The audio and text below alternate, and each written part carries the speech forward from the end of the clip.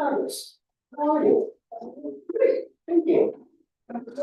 Very honest, yeah, thank you for asking. Great. I'm sorry to be number two song. All right, we have a number one. Yeah, I have. That'll be all here. Mike, you have any, they're waiting outside because they know it's not good. Hey, how are you guys on? They know who I am. Come on down, don't worry about the card, I knew you were good. Okay, all right.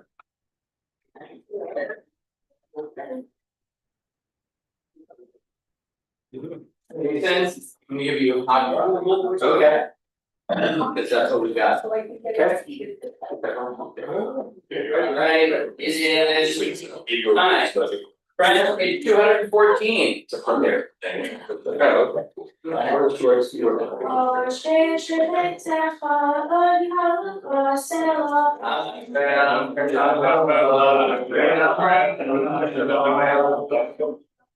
These are near file, final melon, or washing fun.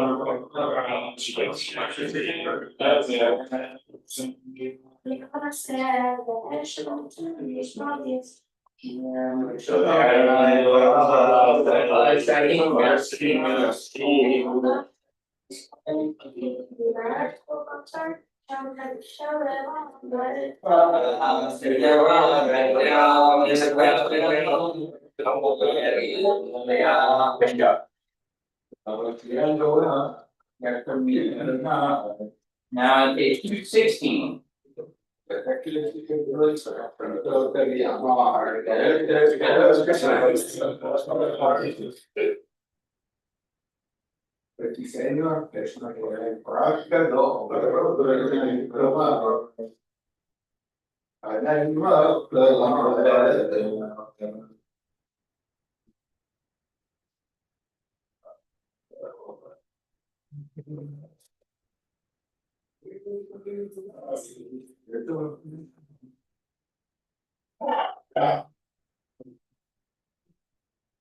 Well, hey, that's Matt, back and look after the check, actually, it's one, two, Rob, yeah.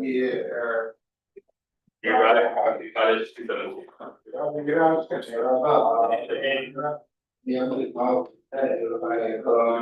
well, I need to always try out, I like this reading, or I'm bad.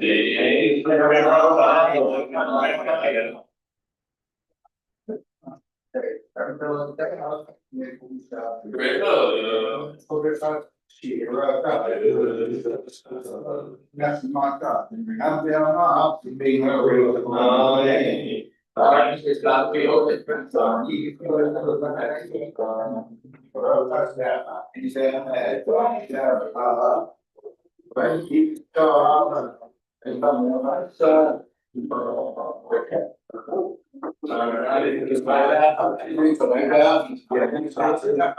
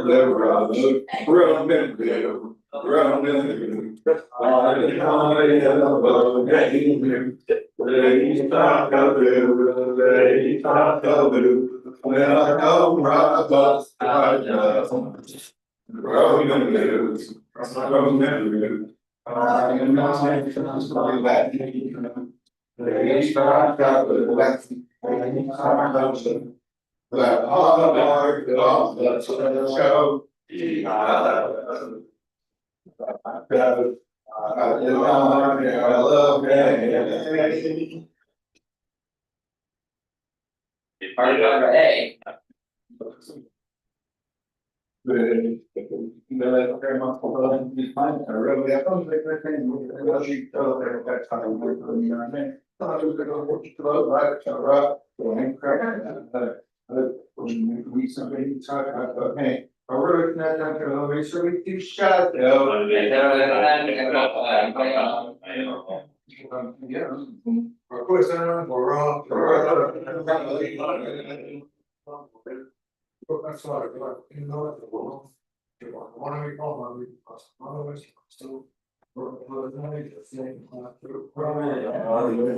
Amen. Kano di sa tema pagka sa praka. Itong iswatan na sa masarap kila sa kami ang pala. Yung kismo ang iswatan na. The stars and pinagaya masarap kila sa kami ang wala na kali. Primarily that him. Kaya kita karena na kala archer tabat sang kita. Kala berapa archer tinggal kala harga all of them on every day. Right there for the sana. There, and here shadow about more to call that summary. Kia sama prima here and above the rest are I do not have time to time be round and Mota the shop and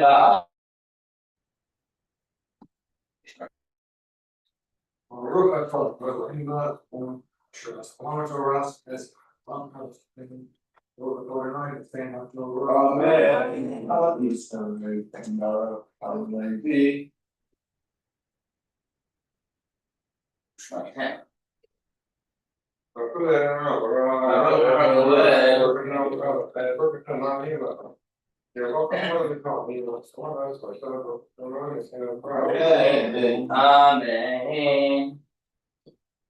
Ushmar Tamla, so they call Kim that we split my share of the even of the family young. And the Hoki Motion, my shit's from lots of bar. It was that all the college shop. Oh, I mean, my share something. All right.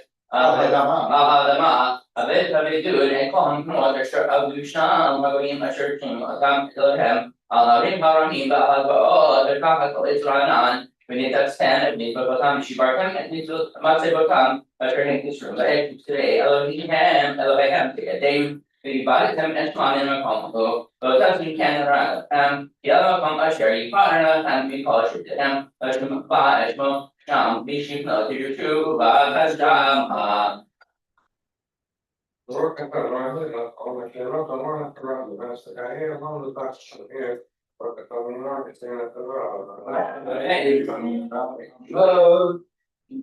Social control. Social control, mostly she.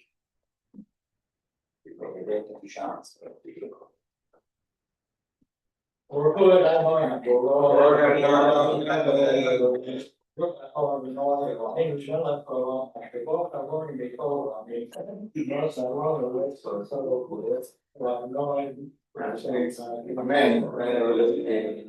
Betem sham, some music that have master the camels remote, some your families but the time of Korok, but camels on a time, the hotel sham is another time, we smoke time of only slap, them at the what they time, a share, I don't know, לא תעשו ככל אשר אנחנו עושים פה היום, איש לא ישב עיניו, כי לא באתם עד אז אלא נחלוקה על הנחלה, אשר אדוני אלא לפניך, דבר כך ירדם משם, דבר כך ירדם משם, דבר שנה לכם לכם, והניח לכם מכל בביתם מסביב, וישבתם בך.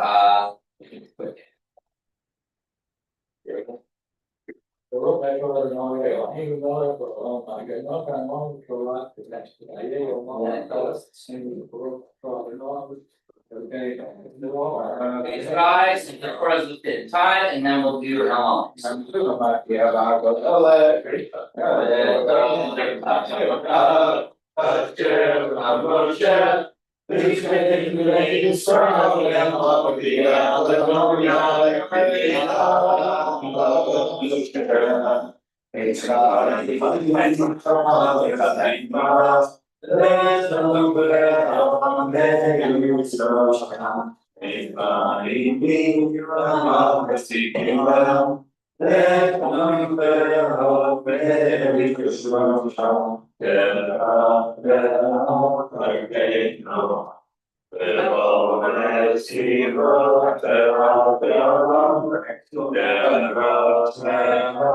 I'm gonna take that first.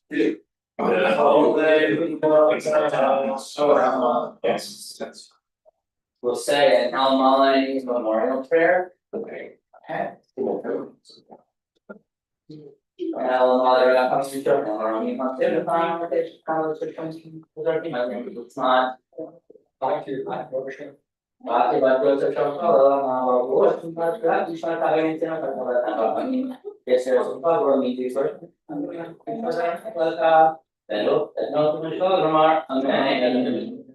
All right, we're preparing to return the Torah to the Ark, page 221.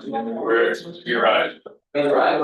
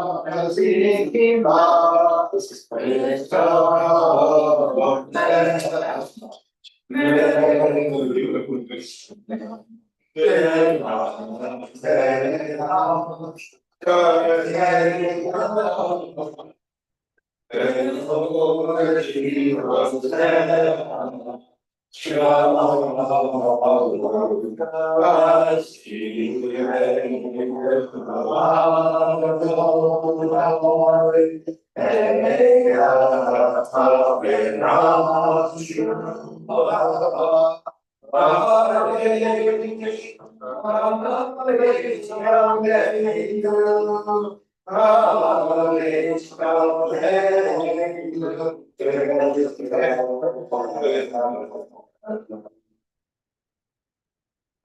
2:19.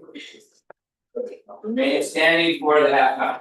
Oh, die staat daar. Nee, ik zei ja, drie maal voor die tijd, dan ga je gewoon, ga je er al een beetje trouw. Dat wel even maar keuring, niet meer van mij. Deze is gewoon waar staat. Waar ik ben zeker. Daar go, God, make you shout.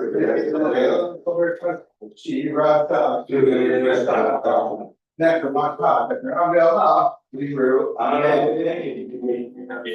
visually C23.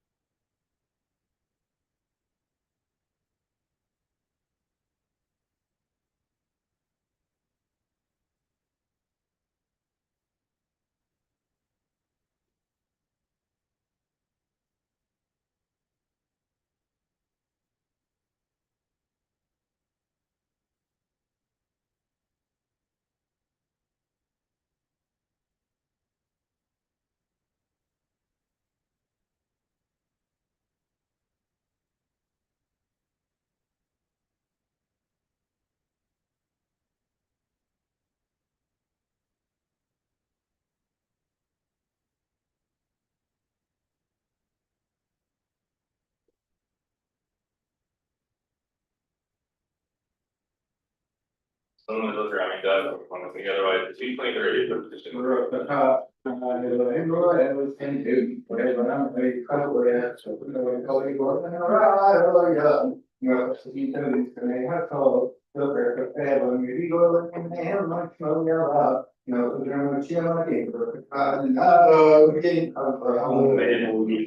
And for the long night, the family to the road, she up, so going the fast day, and keep working, my baby. So, I think the faith, we want your preserving, and the family solution, they are, the already don't love. Look, we don't say much, I put you up, and I thought, the other faithing, but I did not know my day, honey.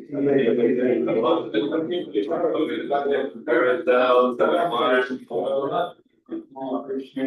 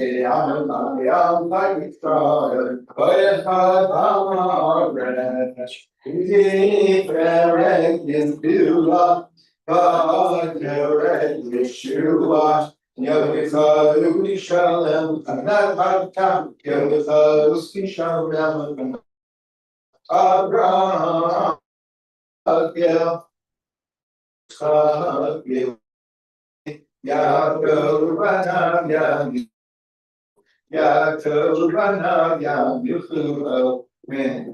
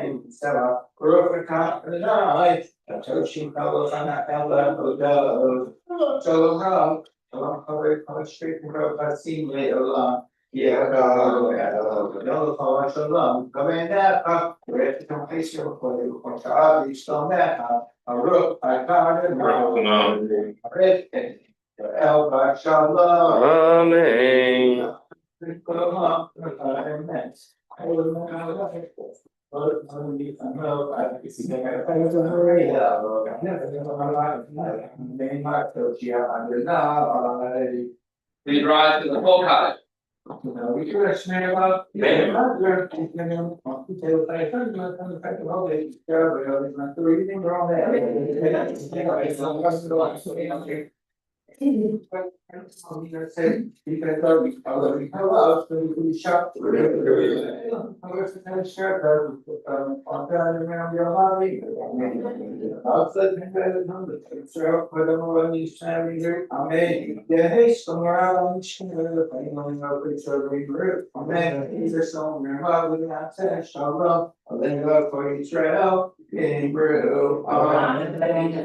Happy pledge to go back there.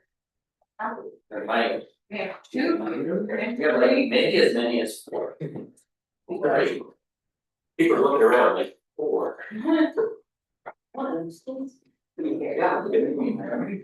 You're both now leaning? I did. Oh, no, alright, I worked with you there. Alright, I think you're up.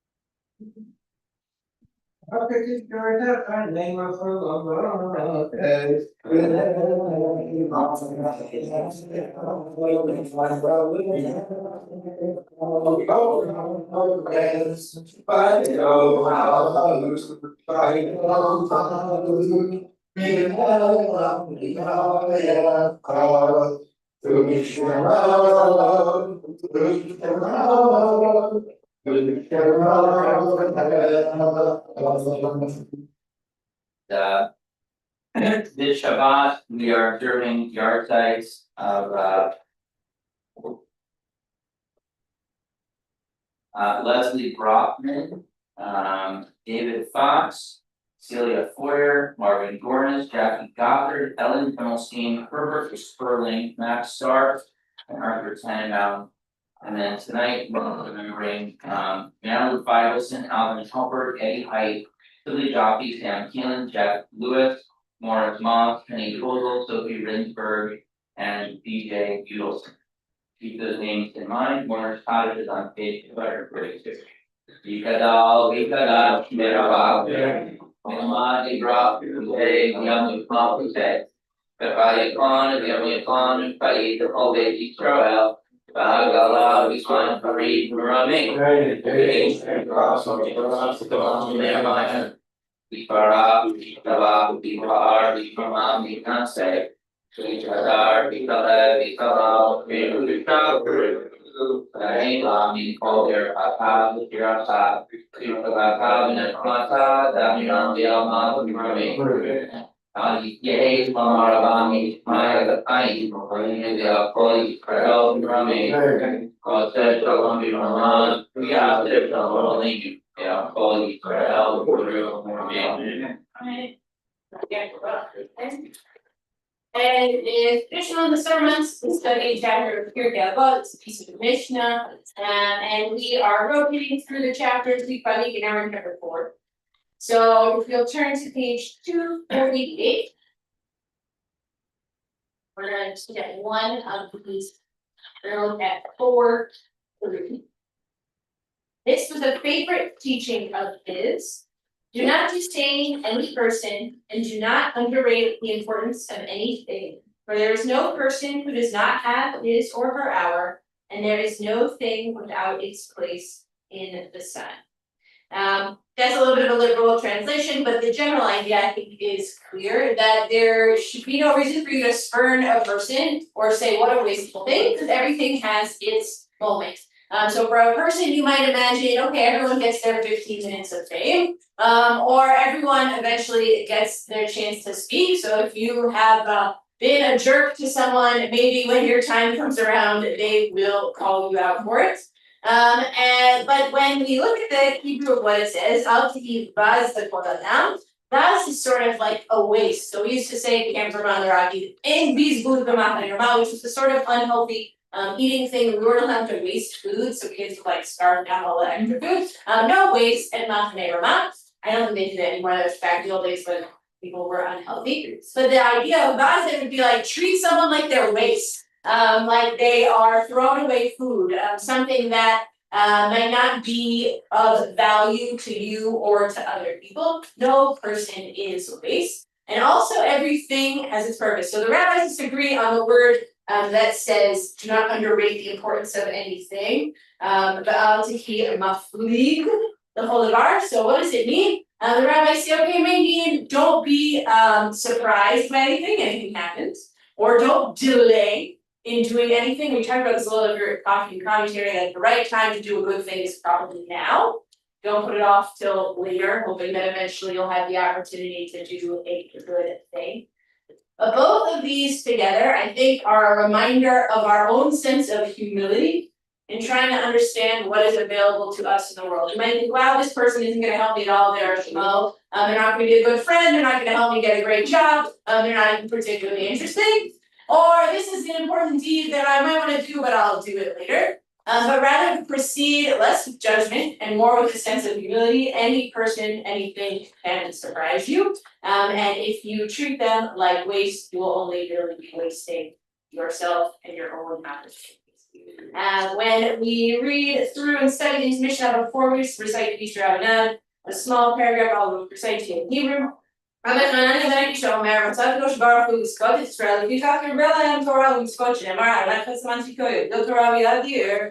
Please rise as you're able. We're turning to page 111.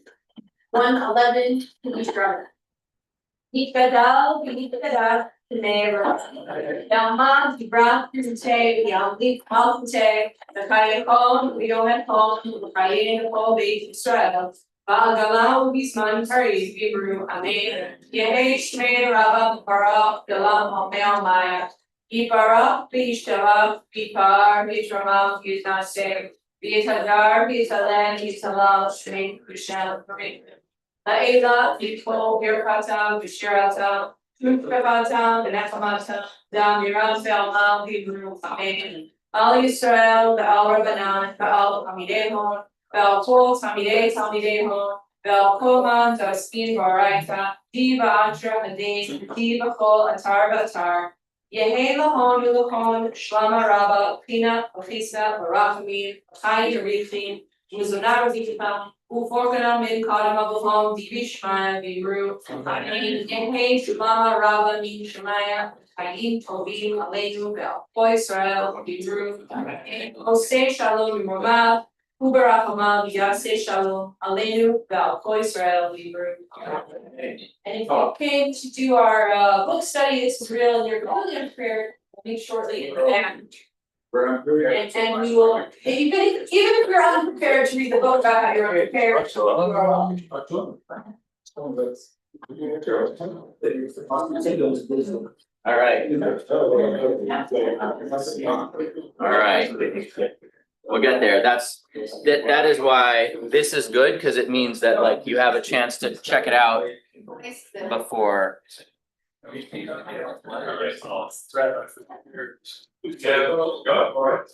is the first half of the survey.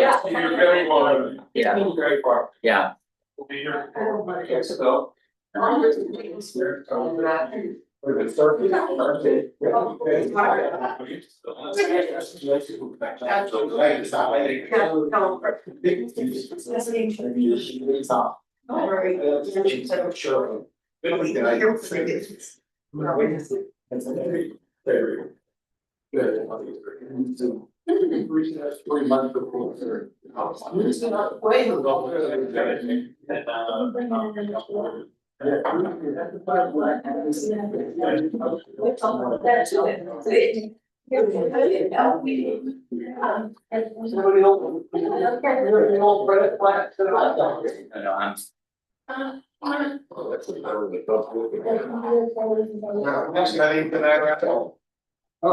We are making our way through this book. Still.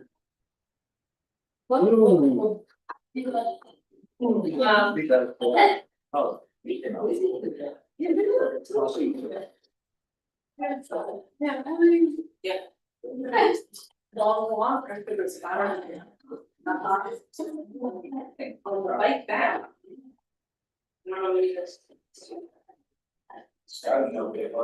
Yeah, it's very, some said it, the second one, some agree, some missed it, wow. You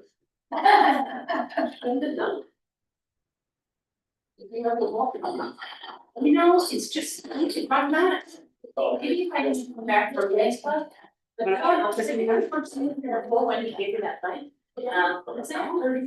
Do you want? Is it really has on here? There. Yeah.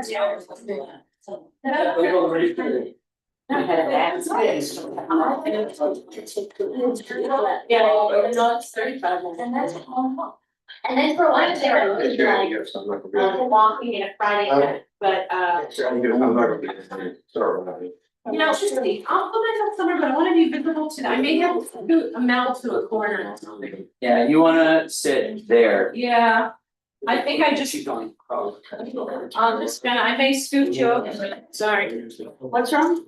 I need to sit there so they can see her. I like to sit in the middle, but someone can sit here. I don't want to scoot. I know, I don't want. Yeah, I'll be right here, I'll sit over.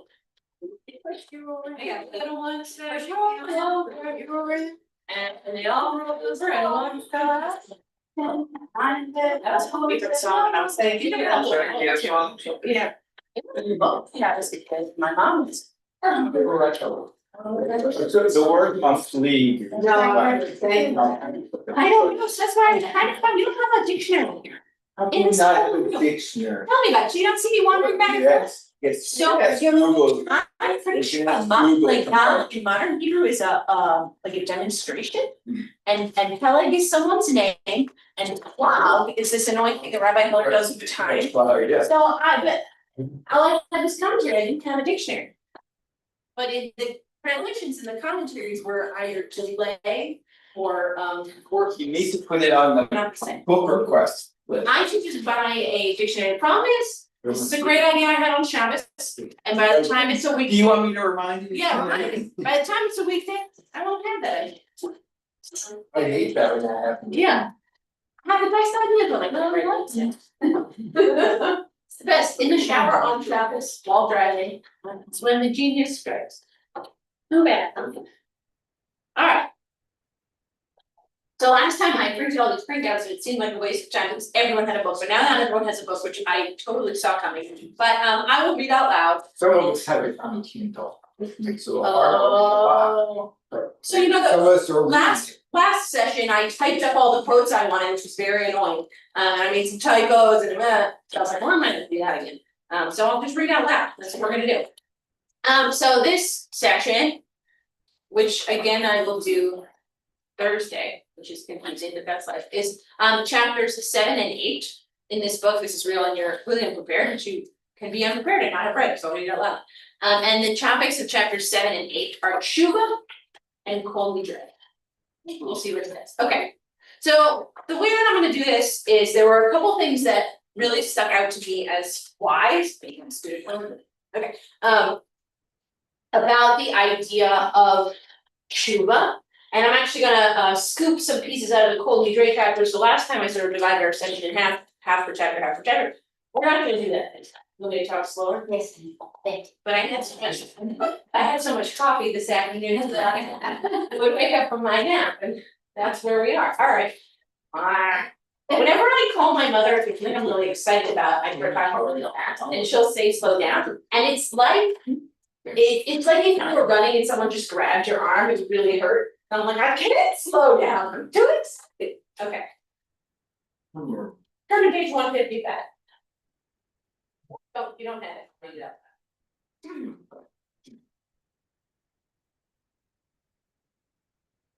Alright, so what I said quickly was we're looking at the idea of tshuva.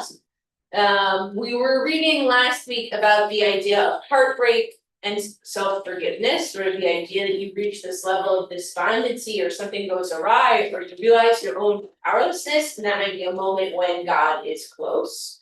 But then he will, in a couple pages, start is when you're spiritually stuck. He said spiritually dead, which I thought was a little dramatic. He gives many rhetorical questions trying to elucidate this feeling of spiritual dead. We won't dwell on that. I'm sure we've all felt moments where you're praying, you feel nothing, you're not really sure what God is, what you're supposed to be doing. Those feelings of inertia or lack of insight, not enthusiastic about anything, what do?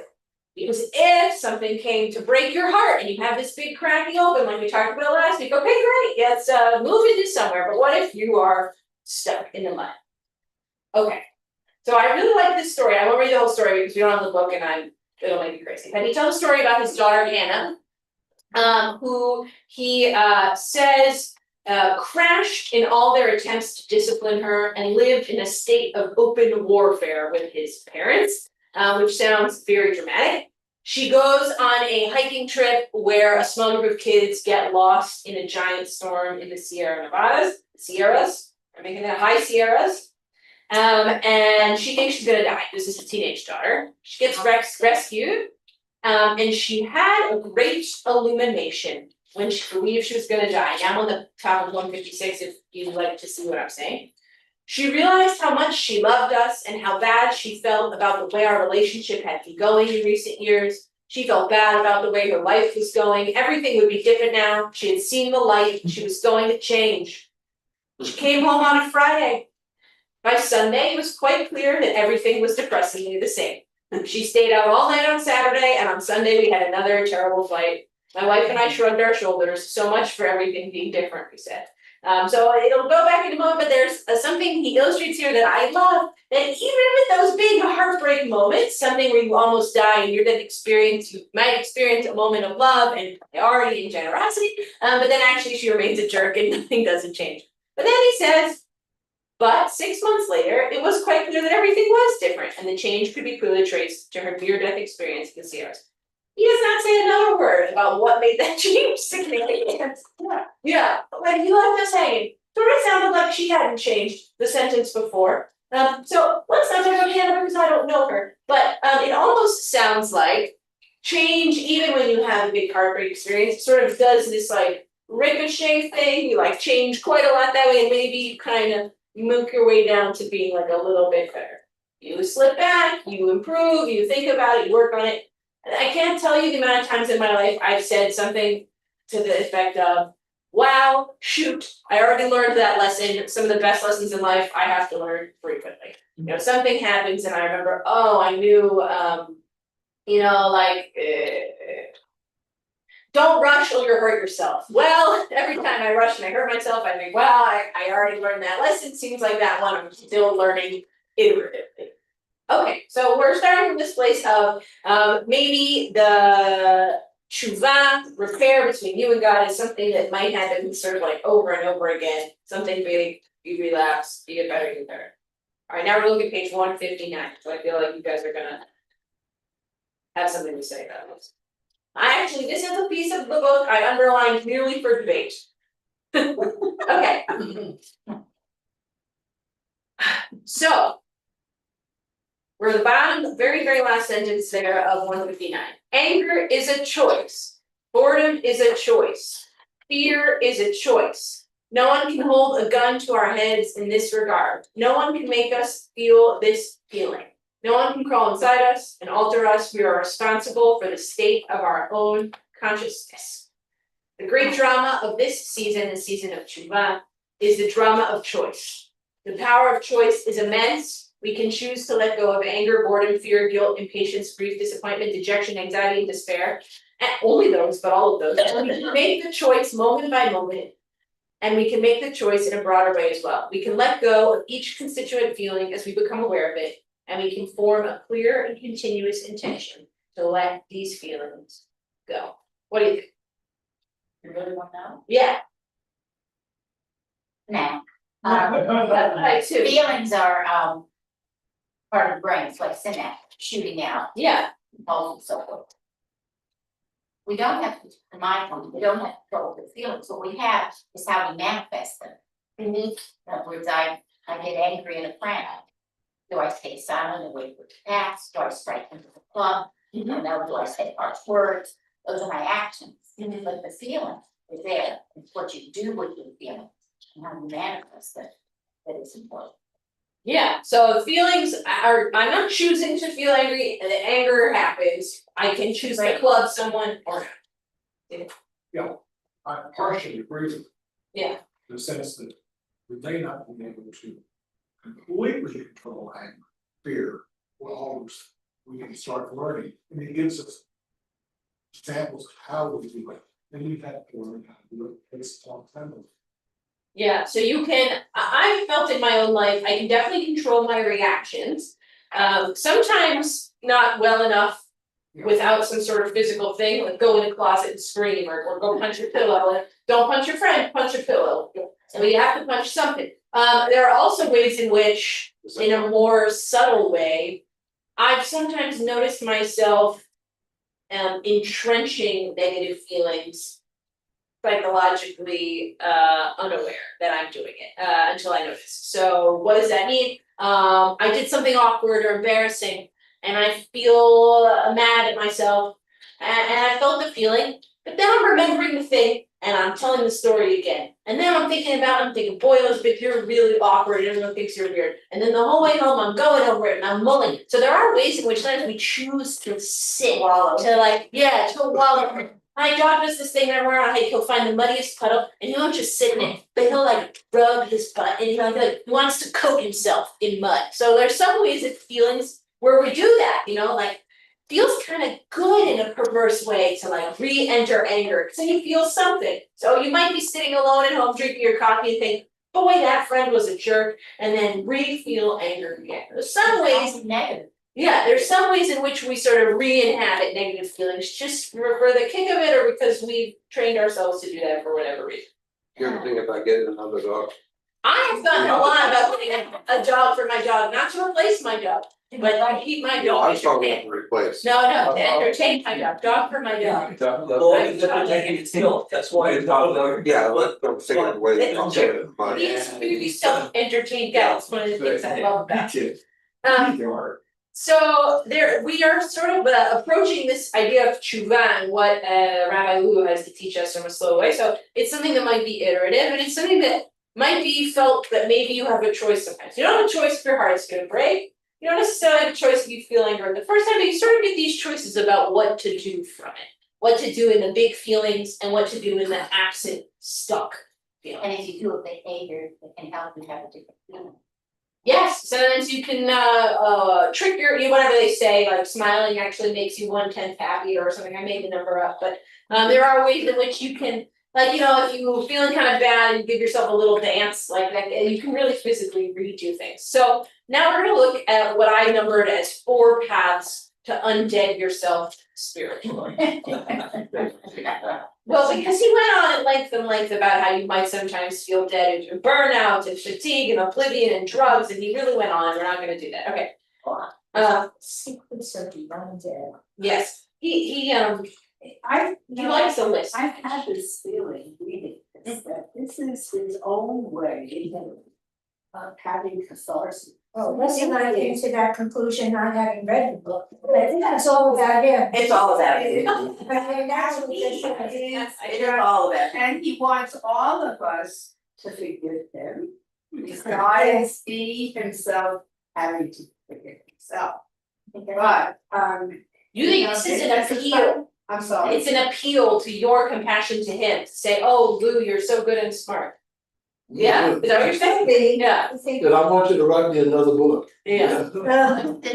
Yeah, so I think this is his own way of psychologically, you know, relieving himself of his own anger and boredom and whatever it is that he's, you know. What makes you think that? Oh, because he dwells on it a lot. Now, I really like the fact that he talks about personal experience and Feeling. his family, everything, whatever. Yeah, the divorce. No. You think that thou doth protest too much, like he's insisting that he is not angry, but he's talking about being angry quite a bit. I'm not angry, he said. Well, we all have. The thing about anger is a choice. Anger can come on so quickly that you don't have that time to have it as a choice. It just comes automatically. Because it makes you angry. If it's a choice, it means you have to think about it. And that's Rewire your brain. turn it on like that, then that's psychopath. Right, okay. But there are methods, psychological methods, I mean, it's diabolical, or my dialectic, it's a ways to rewire your brain so that while yes, intense thoughts come to us quickly, and some people, the whole idea behind that theory, because for if you were bipolar, someone who has extreme feelings, to be able to not go to a 10 and to reduce them so that you will have those, about how not to react so much. And we all have our failings, every one of us. So I think, I mean, okay, you, except for now. But just like he said, the person who's had 3 wives, it goes to work and he all hates them. So we all these stories, and I'm still I finished the chapter, but it goes through where these scenarios, so I think personal vignettes can be helpful. If we don't have any next one. PTSD is. Unfortunately, no. Yeah, I think Here the it's expensive. stories he tells, I think, are very illustrative. I think some of his overarching points are a little heavy-handed. There is a sort of thou doth protest too much element. Oh my gosh. But let's think for the anger is a choice thing, like yes and no. I think we talked about you can control how you react. Sam saying you can rewire your brain to react less. You can have strategies for how you react differently. You can indulge it or not indulge it. I've noticed something as trivial as my favorite example, which is my neighbor, bless his heart, with the leaf blower. Okay, so it's the same guy, a different neighbor than poop neighbor, yes. I live in a great neighborhood, but leaf blower neighbor, bless his heart, he really is a nice guy. But it's his favorite tool, it is his only tool, and he uses the leaf blower to do everything in the garden, so there was a time, when he was making the backyard terrace. And he flattened and excavated the land with the leaf blower. So I was kind of losing my chickens, and now when I hear it come on, I have this moment, but I have noticed. That if I look outside and he looks like he's actually doing something productive with that leaf blower, like I see he's blowing wet leaves on his driveway, if they're wet, I also judge him, but like I see he's doing something productive. It bothers me less. If I think he's just standing there smoking a cigarette while a leaf blower, boy am I pissed. Now it's the same noise, it's the leaf blower. Different reasons. It's using electric, yeah. Noise. Now, but sometimes if I'm in my kitchen and I'm not looking outside and I say, he's just gonna do it for a minute, he's doing his best, he doesn't wanna bother me, then I'm less angry than if I say to myself, he's at it again. It'll never stop, he's ruining my life, so there are different ways that you can process an emotion that is sort of a choice, not always conscious, not always aware of the choice you're making, but you could make a different one. Because he doesn't have to do anything for me to go in my kitchen and say, he's doing something important, this is his Saturday activity because he's not Jewish and he's happy to be doing this versus. It's his Zen moment. Yeah, versus, oh my God, this man is actually harming me and ruining my life, which is how it sometimes. So, you do have a little bit of a choice. Okay, so now let's imagine that we're not feeling angry because that's where a lot of this book is. But you're feeling sort of stuck. Not angry, but nothing, you're feeling like, I got nothing. We got 4 things. So the first thing we're gonna do is on page, 164. I even tagged it 4 paths to undead yourself spiritually. Okay. What can we do when we find ourselves spiritually dead while still breathing? Okay. The first one. Change the external circumstances of our life to change our physical environment. Don't just stand there, we tell ourselves, do something. Do anything. This is actually a solution Jewish tradition sometimes suggests as well. Change your place, change your luck, the Talmud tells us. Perhaps if we make a major life change, if we actually move to another city or state, our luck will change as well. Alright. So then he's like, to jump ahead, this is a phrase I've said before, it's in the middle of 165 towards the bottom, but as our teacher John Kabat-Zinn, who's a Jewish meditation teacher, reminds us, wherever we go, there we are. So moving ourselves to someplace else where we So help. and so he's giving you this option 1. It both helps and it doesn't. Sometimes you might not have any friends at your school because everyone's a jerk at that school and they are like not interested in kindness and it's not your vibe and they're not your people and you move to a new school and then you make friends. Sometimes you might not have any friends at your school because you smell weird and you're mean. And it doesn't matter where you go, you're gonna smell weird and be mean wherever you go. But both of these things can be true. So he's saying the first thing to do is maybe consider trying changing your location. Okay, how did that sound so far? Okay, so if you're feeling spiritual stuff, now I feel this way. Often I'll be in my kitchen, it's really the only room of my house that I use. I don't use my little office, I barely sit in the living room, I do all my work at the kitchen table. Why? Because there's snacks, but sometimes I'm stuck. And then I will be feeling very morose. And I just become a terrible day and my life is a waste and I don't know what to do.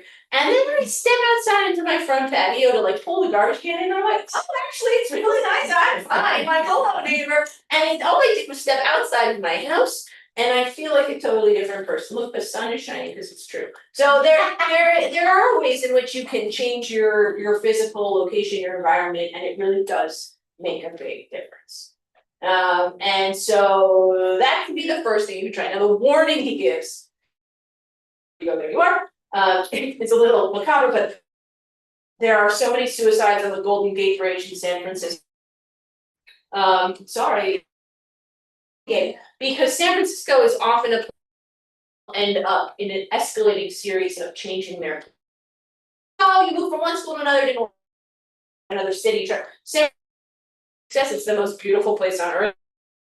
Really sure about? Beautiful city in the world, he says. It's lovely, but it's very cold. But so he's saying it's the most. So for some people, that's sort of like they've tried. They get there, but they didn't get it, and maybe they just moved whatever. Maybe it's short south. You end up there. Yeah. My father used to say it's the San Francisco. Keep moving. Well, San Diego also had that.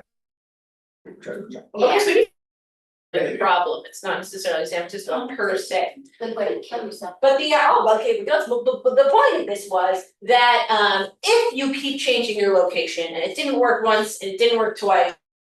Eventually, when you get to the end, or the leftmost edge of the country, you might reach despair because all you tried to do is change your place and it doesn't work. Not yourself. So you might need to get up from your kitchen and go stand outside. Or maybe you might need to change your location and it ain't work. Oh, yeah, just surprise. Or we're still. Still, it's a G club. At some Would point, that give me joy? If I. he talks about starting all over. Starting his day or his moment again, and I don't know if it's an action, but it. That, we're starting. Without even. Yeah, exactly. You mean like doing it again or a fresh slate? Just starting all over. Yeah.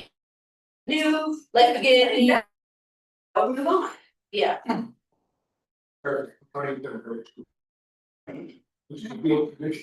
Yeah. Your name. Your name. Want to comment on what that means? About that somewhere though. Yeah, cool. So I changed your name. But you can. Love it. Right. Well, Yeah. Change your name.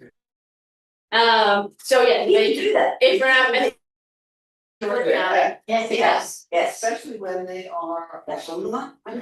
Very small. People do that, so you shouldn't change your name. I would fully enjoy death because you're very sick, but some people believe that a new name gives you a new mazal. Meaning like a new, like astrology, a new set of locks. And so some people will change their name if they can't find a mate. Or they can't make their life work in the way that they want, so you could change your name. Hey, that's like an actor does, you do the new name. Yeah. You want to do persona. You can knock off the Jewish part of your name now. That's the other option. Okay, so My cousin did, my father's cousin. did it work? Well, I think so. In his day and age. Yeah. Your small businesses. Right, for a different reason. In Stan's family, all of them had different spellings, the name. Oh, slow? Slow, everything, yeah. It was very confusing when I met them. Hey, you think they could have come to an agreement on that? People weren't going to change their name, but because it was too Jewish and nobody. That's right, that's what mine. They didn't want to be a teacher, they were in television. Yeah, I mean, For business. Yeah. They changed their name legally. They did. It went from Reich to Rich. Shirts of a Sherman, literally shirts of a Sherman. Yeah. Well, there's the whole process of sort of the Hebraization of Israeli names, came in with the Polish name, you came with the Russian name, and then you're not that anymore, you're this new rebirth, a new mazal, and putting the Mahmoud fitting into your world better. Right. If you're unhappy because you don't feel accepted and changing your name makes you accepted, I mean, that's a mixed bag, but makes sense. Or someone changes for you, which many immigrants have. That was my grandfather and his brother. When he went through Ellis Island, he became Chonan, his brother became Shannon. Right. Things we go over and hey, because it was that break in the family. And then we had relatives They in. didn't have a real ramification that those brothers became estranged, or? No. Then we had our New England relatives who, instead of having a hard CH, had an SH, show. Shannon. Shannon. Oh, it can go, sometimes you just change because time happens. Alright, let's look at number 2, that I'm calling number 2, there's no numbers. Okay, Which is. so I'm on page 165. What? 165, last paragraph. Heschel writes, sorry, it's 2 lines in, it's the paragraph reading sometimes. Heschel writes that the greatest hindrance to awareness of the divine is our adjustment to conventional notions and mental cliches. Wonder or radical amazement, he suggests, is a state of maladjustment to words and notions. Moshe Cordovero, the great medieval kabbalist, also recommends a kind of intentional maladjustment as a strategy for returning to God. All right, so this is number 2, intentional maladjustment. It doesn't necessarily need to be mal, it seems, but is there a way that you can change something in your habits? You throw a wrench in there, every time you go home, you go in the back door. He gives an example of a woman who moved around all of her furniture, or reading the newspaper backwards. Usually you read it front to back, and now you're gonna read it back to front. There is also something I think in maladjustment of, is there some discomfort you can enter into your life? Like, are you gonna fast every Monday? That's a little excessive, but like, what is a way you can sort of break up the way that you just pattern move through life? So Heschel is talking about a state of wonder. So is there a way that you can see something anew? When I was a little kid, was I even that little? I don't know. I learned that if you stand with your legs wide apart and you look between your legs, the whole world is upside down, and it's actually really great because you could be in a bad mood and then the world is upside down, and like that's so fun and it looks totally different. So is there a way that you can like new-eye yourself? Maybe you stand on your hands. Or maybe you put a kink in your daily routine and just do something different. To notice, to pay attention. Is that what knowledge is? Yeah, maladjustment means Yeah. it doesn't like, it's like, yeah, it doesn't quite fit. Yeah, I didn't like the word. Yeah, intentional maladjustment. Readjustment, what is it, now? Yeah, that would be better. Now. Readjustment. Now that makes it sound. Mal makes it sound bad. is bad. Mal means Now is bad. Now is bad. Now. Which is. perfect. Now, not now. Oh, so the example he gives, which is neither good nor bad, is this woman who rearranges all her furniture and like had the new start. Yeah. And tried because her husband divorced her husband, so she was different. Okay. But then the other example he has is like, okay, you know, this week I won't eat any fruits or something weird. You just like have a weird thing. And this is true. We sort of, it's part of the Jewish tradition. This week we won't eat any leavened goods. They, you know, all of a sudden you look at everyone else in the world. I'm like, look at you people just mindlessly eating sandwiches. You don't even know that you can, what a privilege it is to be eating bread as I walk around New York City on Passover. So we have this as part of our tradition, the idea that you can like take things away and we'll shift them up and maybe get a little bit of spiritual zest from I that. think there's something, when a person is lonely and they figure that out and they decide, I'm going to do something productive, not now, but you know, I'll go out and do Yeah, whatever, volunteer or go Yeah. this or do that and be amongst people. yeah, If you make an active, conscious decision to change something in your life so you will be better, but yeah, I think that can happen. yeah. Yeah, well, that, Maybe hard for some people. Well, I didn't say it was easy, but if you're actively trying to get in a better place, if you do something actively to get there, it changes the whole psyche. But you have to want to do this first. It Right. has to be a conscious effort from the heart, I think. yeah, And realize that there's something wrong, you know there's something wrong, so now you wanna fix yeah, In other words, you can't become a non-alcoholic until you admit that you're an alcoholic. And then you start making a change. right. First step is recognizing you have a problem. But also Sam is saying sometimes the solution, like the real solution, but you know, a very psychologically supported solution to loneliness is volunteering, helping other people. So, but that's pretty hard to do if you feel lonely, like you can know and you can be the kind of person, but maybe these are like small steps. Anybody who's reading the book already cares about being a better person, or they wouldn't be reading it. Yeah, So he's preaching to the choir. yes. But so, yeah, maybe you could erase the book and say, you know, be a better person, make more hours helping other people. That would be a pretty good book, but it would be very short. Or If you start doing stuff, you can forget how lonely you are. yeah, You've got your mind set on other. Or embrace your. Yeah. But I think you also realize how much capacity you That's not a bad have. thing. And loneliness often makes someone feel incapacitated, like, oh, people don't care about me enough, those people have power and just like rejected. But helping other people sort of reminds you that you're actually a pretty cool being, Yeah. and you're capable of making other people happy. Alright, let's move on to number 3. We're still on page 167, and I'm just gonna read it out loud to you, it's one sentence. The first thing we should do when we feel we have lost all our passion is try to find it. I appreciated that as a fulfillment. That's the easy to follow. No, yeah.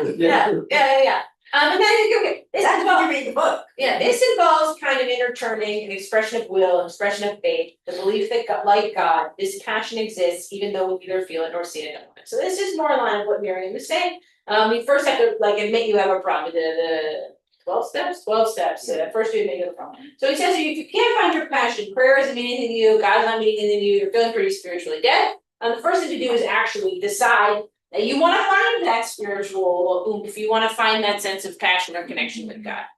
And there's a part of that that's an assumption that believes that it does exist, and so you can find it. Not, wow, I don't feel God anymore, must be that God died. But that there is some way to get back to it. And so that's the third step. The first was change your physical location, the second was change your routine, and the third one is to just say out loud or recognize like, I'm going to go find God and my passion. Again, fake it till you make it. And fake it till you make it. He also talks at length, and it comes up again in the next chapter, we'll touch on it, the Collegiate chapter. Let's say it out loud.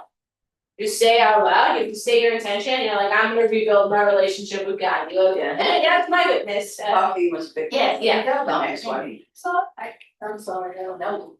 But I'll stop calling we're it. also, we're also, assuming that this person who wants to make the change feels that a spiritual change could help them. What if that's not on their radar? In other words, there are plenty of people who have problems, but they're not coming to spirituality as their way of fixing it.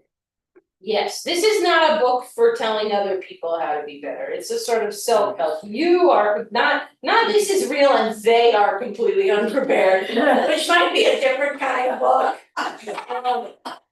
Right, but he loves all this stuff because later in the next chapter he says, and I didn't underline anything else really, but the soul seems to grow from its suffering and from the impediments it encounters. Yes. So everything that hurt him or held him back or Yes, helped him get to where he is today. yes. Sometimes you have a problem, you don't know how to get past it, and it may not be able to do it by yourself. Yeah. It may take somebody else Yeah. to help you get beyond where you Or are. help that come. He said that at some point, you need other people, is that other people? I know, but Yes. it's the point of saying, you need to rely on people, it's one of the hardest things that we do is accept other people's help. Yes, he has a beautiful series of stories where he says some of the hardest things as a rabbi is getting other people to allow themselves to be helped. But it's not in my series right now, it doesn't say ask a rabbi for help, thank God, okay, so. So now let's look at flash mob. Yeah. The rabbi will make this, so number 4, the 4 paths to undead yourself spiritually is on page 172. Do I wanna read from 172 or I wanna jump ahead? Yeah, I'll just read it quick, okay. I'm in the middle of the paragraph, the second paragraph. You don't feel your life is dead to you because you aren't in it. If you want to come alive again, if you want to bristle with wonder and intensity, then you have to inhabit that dead, meaningless life that troubled you so. So inhabit your life, be present in it, and watch the gray concrete turn a brilliant emerald green, or the bottom 172. Sometimes we can't inhabit our lives because there's simply no room for us there. We might find our lives so clogged with dead weight, dead feelings, extraneous objects and concerns. That there's no room for the next slide. Well, this one I actually like. Hold on, let's read the whole thing. That there's no room for the next live moment to occur. Was he in a coffin? No, he's saying sometimes he's not feeling your joy in his life because it's just full of crap. Yeah. So dead feelings, extraneous objects and concerns, like his mind is churning through random stuff and he's not really able to clog. It's too clogged. Now this I like, it's the Torah. Okay, the Torah has some excellent advice how to nurture our spiritual passion in such a circumstance. Metaphor, it comes from the 6th chapter of Leviticus. In the instructions to the priests on how to keep the fire on the altar burning continually. And he so there's a narrative, the fire has to be burning all the time, I'm pointing to it, okay. And he shall take up the ashes which the fire has consumed and place them beside the altar, and he shall remove the ashes outside the camp, and the fire will be kept burning this way, it won't go out. When we feel dead inside, it's often because there are old ideas we no longer believe in or haven't challenged for far too long. Old feelings we don't really feel anymore but cling to desperately, afraid of what might happen if we admit we don't feel them. Without realizing it, these things have suffocated us, crowded out the life of our soul. Alright, so you guys didn't like it, but so the idea I think being that sometimes we're holding on to maybe old notions of who we are, or how we ought to be spending our time, or even who our friends are, even though those aren't people we have talked to forever, we have new friends.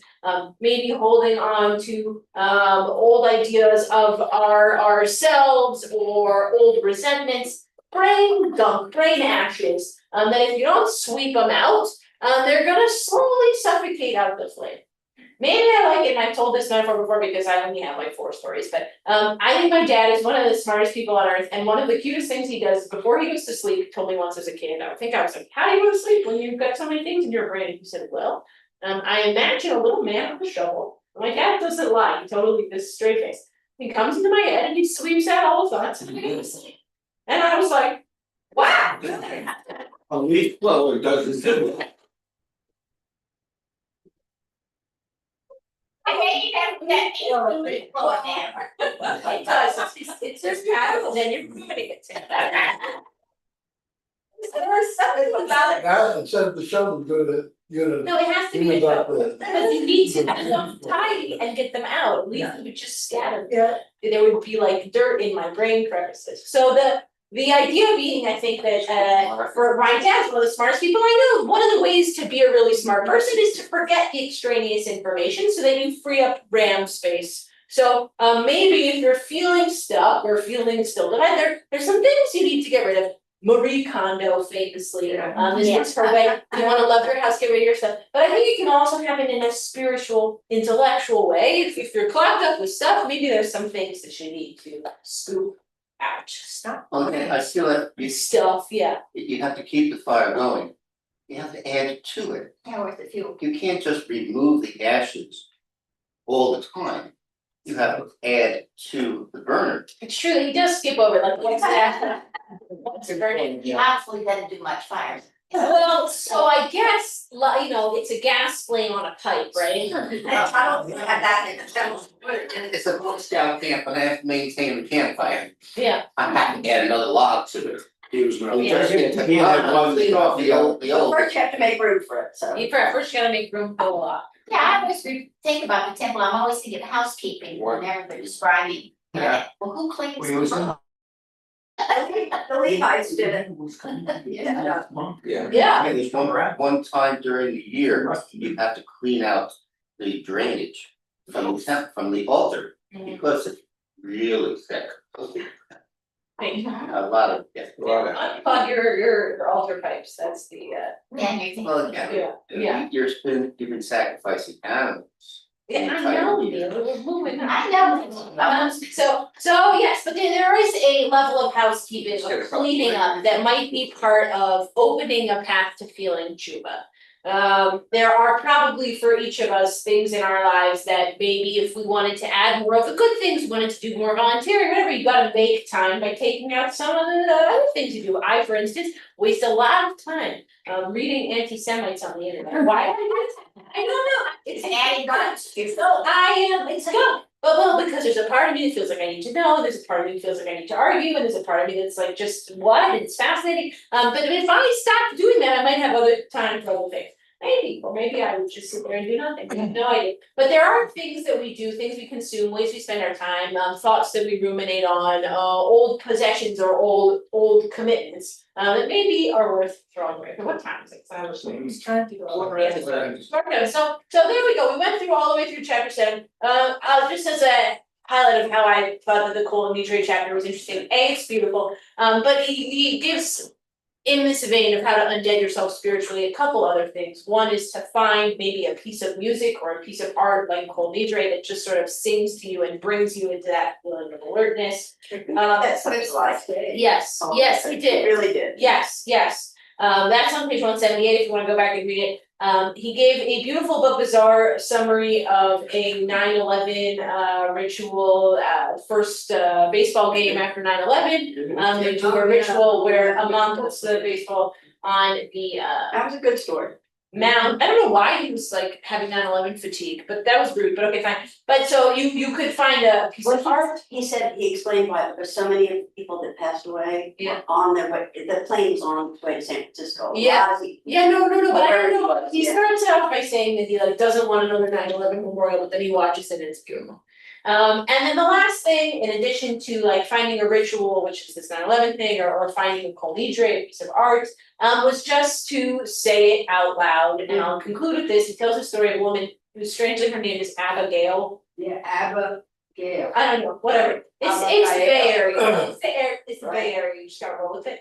And Abigail's daughter is murdered by a man with mental illness, and along with her boyfriend, and the mother is consumed with rage for many years. And then she decides she's gonna figure out how to forgive him, and she reads all these books on forgiveness, and she studies forgiveness, and she goes to university lectures on forgiveness. She's still filled with rage about this until she writes a letter to the man who killed her daughter and says, the God in me like blesses the God in you. She actually writes it out, she says it, and she mails it, and feels such a level of peace that She doesn't actually say it out loud. Yeah. That we know of, she just writes it. Whenever All the rest of it is about saying out loud. That's true, And that's true. the abracadabra was interesting. I didn't know that. I didn't know that. I texted my family and none of them knew it, which I was like, why not? Abracadabra was Hebrew. But yeah, so the idea that if there's, yeah, so it's Aramaic, which is like almost Hebrew, but avracadabra, like, it has passed as it was spoken. So that like what you speak comes into being. I thought it was, I will create that which I say. Abracadabra, avra is avra, it's not avra, it's not the future, it's it has passed, or it has so. All of these ways, maybe one of them will speak to you if you, as we move towards this yearly season of Shabbat, or as we talked this morning, beginning right now. Changing your location, changing your routine, saying it out loud, throwing away the dead ashy stuff. Or maybe finding a piece of art or ritual that speaks to you, maybe one of these unstake your dead spiritual self. And bring it a little sense of light and connection. That feels it's Scott. So, yeah, I don't come and said they're changing shul. Why would they do that? They